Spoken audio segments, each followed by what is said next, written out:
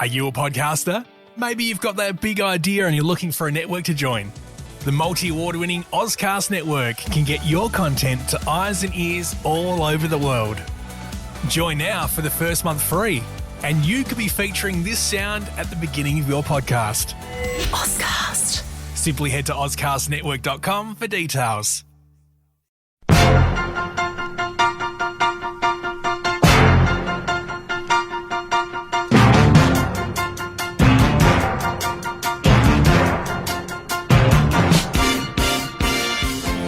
Hi everybody, welcome to The Garage, the Court of Public Opinion. I'm Jeremy Cordeaux. Peter Clayton is behind the camera with his cup of tea in the Nova cup. Yep.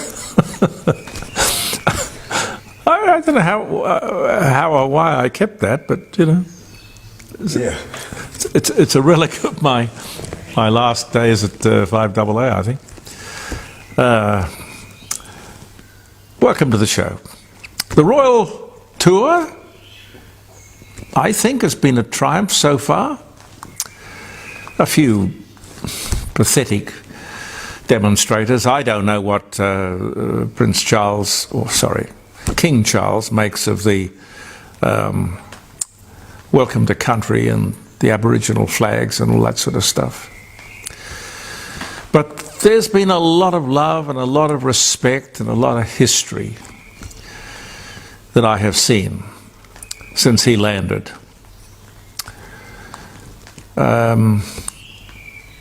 He's too much of a gentleman to probably say what he actually thinks about things like Senator Lydia Thorpe. Oh my God. Pete, did you see any of that? No, I didn't. I heard about it, but... You'll see it. Such disrespect. Somebody, a senator, stands up in Parliament screaming profanities and things like, "We want a treaty, we want a treaty." Well, stuff you, lady. Frankly, you're a rude, nasty woman. You want a treaty. Why? Your people lost their country. How many times have I gone over this?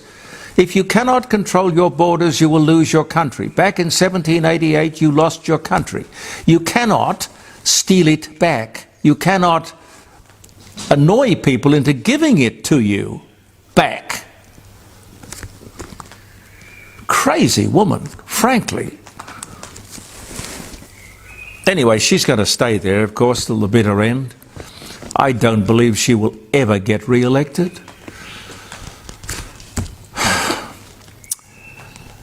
Talking about elections, Labor has secured another term of government in the ACT, which is, you know, it's a public service town, an amazing 27 years in power.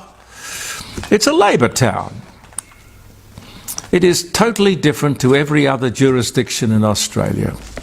Absolutely out of touch with the rest of the country, as evidenced in the fact that it was the only yes vote in the voice referendum. Out of touch, but sadly in control. I mean, how absurd is that? Are you a podcaster? Maybe you've got that big idea and you're looking for a network to join. The multi-award-winning Ozcast network can get your content to eyes and ears all over the world. Join now for the first month free, and you could be featuring this sound at the beginning of your podcast. Ozcast. Simply head to ozcastnetwork.com for details. Anyway, we'll watch it and keep talking about it. Victorian bankruptcy is up 56%. Thank you, Chairman Dan and Jacinta. Up 56% on the same time last year. It's a sad landscape, Victoria. Very sad. It seems, I don't know what to make of this, it seems Australians have lost the will or the desire, the willingness to queue up, to line up, to wait in an orderly fashion for one's turn, if you like. Whether it's impatience or not, I don't know. And something else, the once great national tray of volunteering is under threat.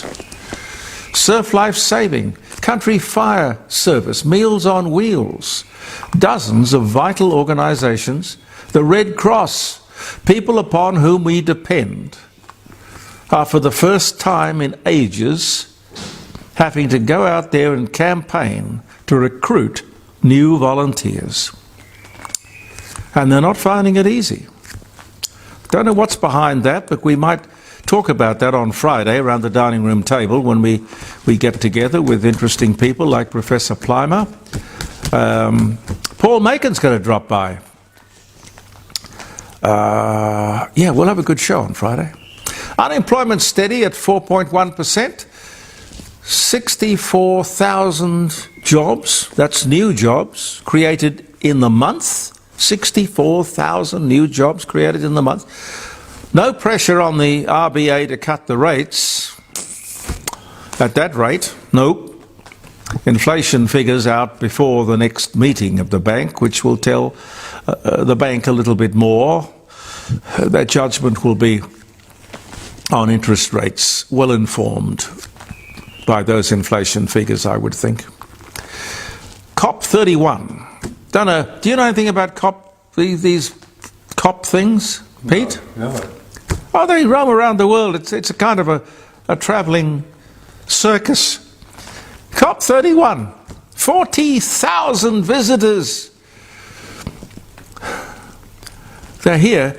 They will be here to decarbonise the planet while flying in on private jets. What planet are these people on?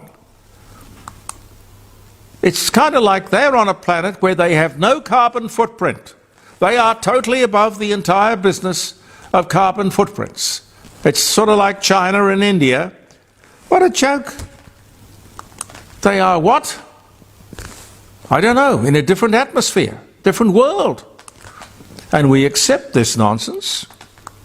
Worse still, it is promoted by this government. I mean, they know it's horse manure. $600 million to set up a rugby league club, ladies and gentlemen. Why the heck would we be interested in Papua New Guinea playing football? $600 million, ladies and gentlemen. Supposedly, it's something about the fact that if we don't do it, the Chinese will. We have to look after Papua New Guinea. Well, we have for years. I've spoken to you about this before, many times. It's up again. Papua New Guinea is a backward, primitive country, corrupt, and the largest recipient of Australian aid in the world. We should just absorb them into the Australian community and be done with it. There's no point in trying to pretend they're independent. They were never independent. They never will be independent. If you can't feed yourself, you can't be regarded as independent. You know, ladies and gentlemen, a lot of firsts come out of Silicon Valley. And I'm sure, I was going to say some of them are good. No, a lot of them are good. A lot of them are good. Very intelligent neck of the woods. But this is different. Don't know what you make of this. You might like to call up on Friday and tell me what you think. Those with $50,000 to spare can aspire to having a super intelligent child. Are you a podcaster? Maybe you've got that big idea and you're looking for a network to join. The multi-award-winning Ozcast network can get your content to eyes and ears all over the world. Join now for the first month free, and you could be featuring this sound at the beginning of your podcast. Ozcast. Simply head to ozcastnetwork.com for details. Now, there's a startup, it's a new startup.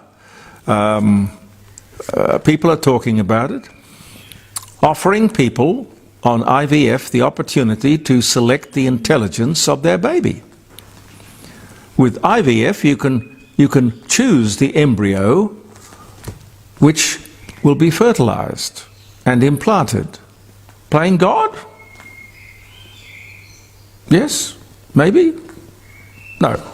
Yes. But it's not illegal in any way. People are recognizing that if you can give your child such a significant head start in life, why wouldn't you? I don't know. Over to you. What do you think? Talk to me on Friday about that. Small business insolvencies. I touched on it before with Victoria, where bankruptcies are up 56% in just 12 months. But small business, this is the engine room of the economy. It's the engine room of employment. Insolvencies in small business are at record levels. Nearly 3,000 for the quarter. 11,000 small business insolvencies for the year. 22,000 since the Albanese government came to power. 22,000. You think of the heartbreak and suffering and deprivation that's involved in that statistic. Another 5 builders have gone bust in the last week. This is the second worst government for small business in Australia ever. Do you know what the number one was? Statistically, it was the Rudd-Gillard-Rudd government. Are you a podcaster? Maybe you've got that big idea and you're looking for a network to join. The multi-award-winning Ozcast network can get your content to eyes and ears all over the world. Join now for the first month free, and you could be featuring this sound at the beginning of your podcast. Ozcast. Simply head to ozcastnetwork.com for details. The third worst was the second incarnation of the Rudd-Gillard-Rudd government.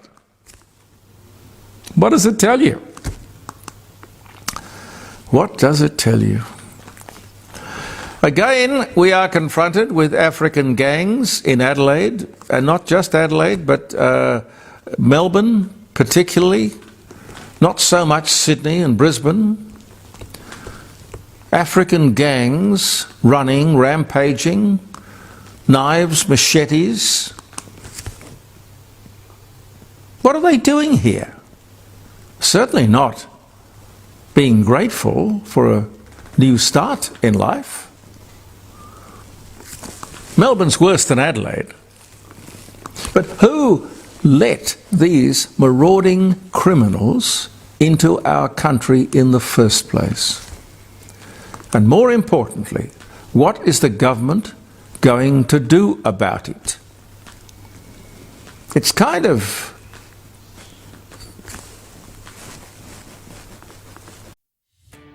Are you a podcaster? Maybe you've got that big idea and you're looking for a network to join. The multi-award-winning Ozcast network can get your content to eyes and ears all over the world. Join now for the first month free, and you could be featuring this sound at the beginning of your podcast. Ozcast. Simply head to ozcastnetwork.com for details. held in static disbelief, maybe. You know, how do you give people an opportunity and have that kind of thank you? We have to reconsider who comes to this country. We have to, for our own sake. Now, you mightn't like this. I don't think I even understand it. But Chinese and Korean cars... Are you a podcaster? Maybe you've got that big idea and you're looking for a network to join. The multi-award-winning Ozcast network can get your content to eyes and ears all over the world. Join now for the first month free, and you could be featuring this sound at the beginning of your podcast. Ozcast. Simply head to ozcastnetwork.com for details. Have the capacity to spy on you. Have you heard about this, Pete? Yeah, briefly I have, yes. I don't know quite what the point is. I don't know what information they'd be gathering. Why is the information that your car can steal from you and your household, why is that useful? Who cares? I without being paranoid, and just because you're paranoid, it doesn't mean that they're not out to get you.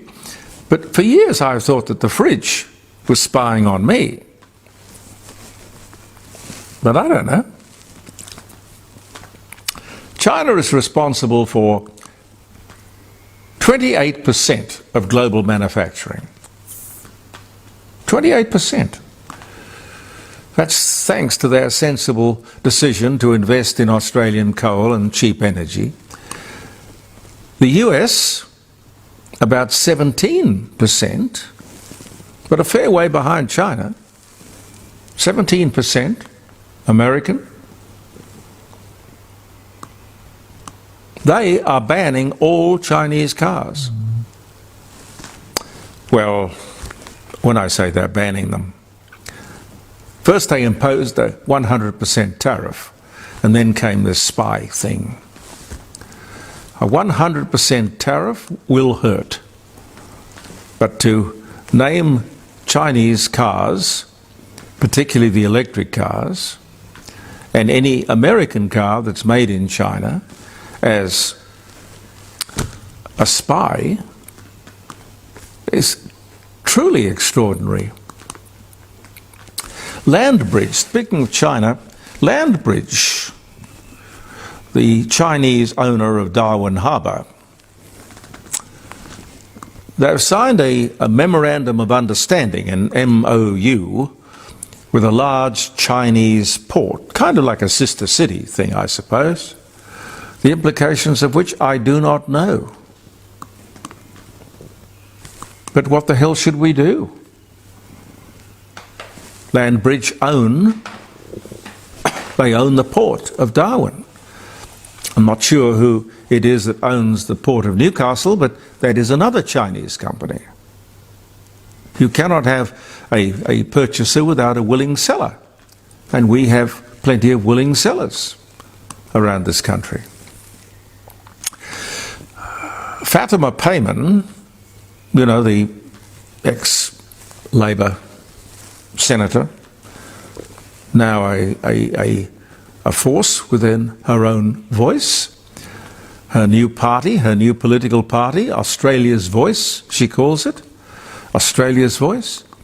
I can't imagine why there would ever be an Australia where women would be coerced into having to cover their hair. What is it that people see in hair that is temptation or salacious or sexual? Or I don't understand that, except to say that it strikes me that it is very ignorant, steeped in possibly religious superstition or tradition or something like that. But Australia's Voice, sweetheart, would never cover its head. Never. I say without fear of contradiction. She is a Labor senator. She quit the Labor Party to start her own party because she was more involved in the business of Middle Eastern politics. And within the Labor Party, there's no dissent. You can't disagree. It's their way or the highway. So she took her way. Well, good for you, sweetheart. I cannot see you winning your seat again, but in all honesty, for integrity's sake, you should resign the Senate and stand in your own right and put your new party's name up at the coming federal election and just see how successful you are. I dare you to do it, but you won't, because people won't risk a $270,000 a year salary with perks, which she will have until, golly, 2028, I think. She's not stupid. She's not stupid. We are.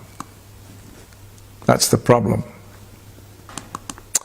Anyway, for Tuesday, I'll wrap it up and I'll leave you with a word about my dear friends at Elder Fine Art, one of our sponsors. Important Australian and international paintings. There is another auction coming up.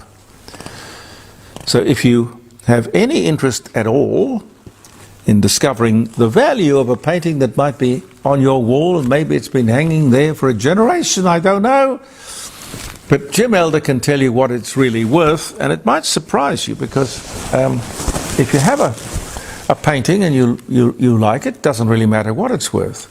But sometimes you can have something of substantial value which might cause you to say, this is a bit too much to have hanging on my wall. I think I could do more with the money. This is where you should give Jim Elder a call and say, come and have a look at this painting and give me a free appraisal. He will do that. I'll give you his phone number. It's 8267, this is the Adelaide number, 08 if you're out of town, 8267 2868. And there is a Jim Elder auction upcoming fairly soon, and tomorrow I'll tell you about our other sponsor, the wonderful Rising Sun Inn at 60 Bridge Street at Kensington. Beautiful. The #1 pub in South Australia. Happy birthday. If you're having a birthday today, October the 22nd, Thomas Edison perfects carbonized cotton filament light bulbs. So I guess the carbonized cotton filament was the thing that lit up. 1879 was the year. Amazing story though. Apparently, I don't know the number, but he had so many failures. Oh yes, he had lots of failures. Every inventor in the world has failures. He had a huge amount of failures, but he kept going. He believed it would work. Yes. And he never gave up. No, and a light which is very similar to this, with a carbonized cotton filament, hangs to this day in a fire station. And you can Google it. It is the world's longest burning light bulb. It's in a fire station. It's a tourist attraction. We rang them. I was at 5DN at the time. And we rang them, and they've got somebody who comes to the telephone, talks to people all over the world about this light. They can't turn it off, because if they turn it off, it won't come back on again. But it is the oldest burning light bulb in the world, and it is an Edison. I love it. The world's first car dealer opens in London, 1897 on this day. And on the same day, 1906, Henry Ford becomes the president of the Ford Motor Company. The world's first car dealer, but it doesn't tell me here who it was. Anyway, this was the day, 1897 was the year. 1942, Annette Funicello. God, I was in love with Annette Funicello. I used to come home from school to sit down there and watch Annette Funicello. I didn't know what the fascination was at the time, but there's something going on. Something was going on. Mickey Mouse Club, oh yes. Beach Party, all those movies. The Singer, Tall Paul was one of her hits.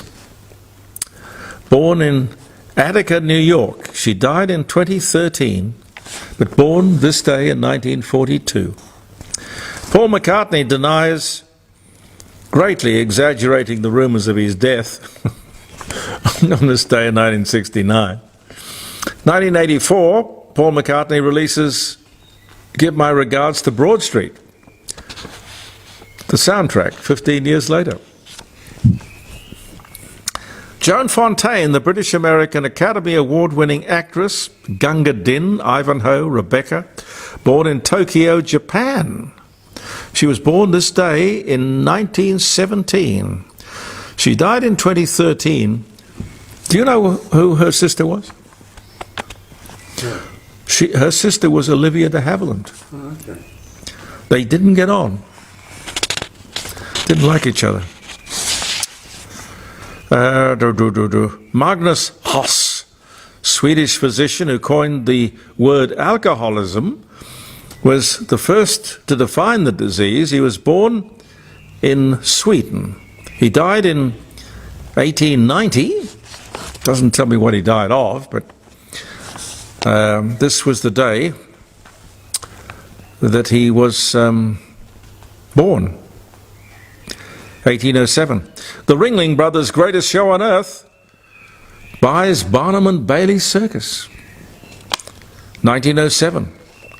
Christopher Lloyd, American Emmy award-winning actor, Taxi, Reverend Jim, Back to the Future films. Oh, yes. Born in Stamford, Connecticut. Great Scott! 1938 was the year, and this was the day. Don Lane. I like Don Lane. He was a nice fellow. Don Lane, American-born Australian television personality, never made it big in America, but made it very big in Australia. And he came to Australia to stand in. He was just a fill-in for the main act because they couldn't get here. They were tied up. There was a husband and wife act, and nobody even remembers who they were because Don Lane came to town and he did the stand-in for, I think it was a month, and he knocked them dead, and Channel 9 said, well, we ain't going to go with the first choice, we'll go with the stand-in. Thank you very much. Wise decision. Wise decision. Don Lane. 2009. He was born in 1933, and he died on this day in 2009. Sicily naval disaster, shipwreck of 4 Royal Navy warships. 1,400 men were lost during a storm off the Sicily Islands.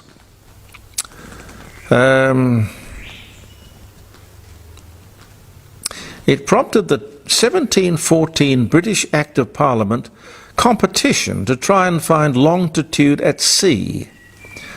But the naval disaster occurred on this day in 1707. Pope John Paul II is inaugurated Pope in 1978. Curly Howard, Jerome Lester Horowitz, American vaudeville actor, The Three Stooges, born New York City in Brooklyn. He died in 52, born this day in 1903. Jeff Goldblum, American actor, The Fly, Jurassic Park, Independence Day, The Jazz Pianist. 1952 he was born. And the Argentine military officer and politician Juan Perón, 50, weds actress Eva Duarte. She was 26. In a civil ceremony, 1945, and the rest is kind of history. Anyway, I think I'll leave it there. Thank you very much for viewing the Court of Public Opinion, ladies and gentlemen. Peter Clayton and I will be back tomorrow. I'm Jeremy Cordeaux. Believe in yourself, and thank you for viewing the show. Bye for now.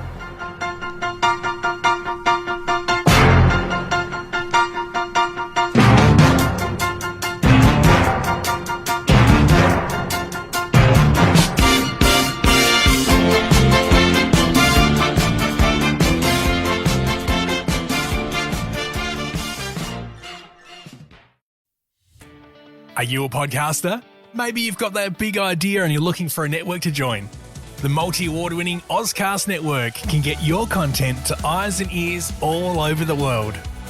Join now for the first month free, and you could be featuring this sound at the beginning of your podcast. Ozcast. Simply head to ozcastnetwork.com for details.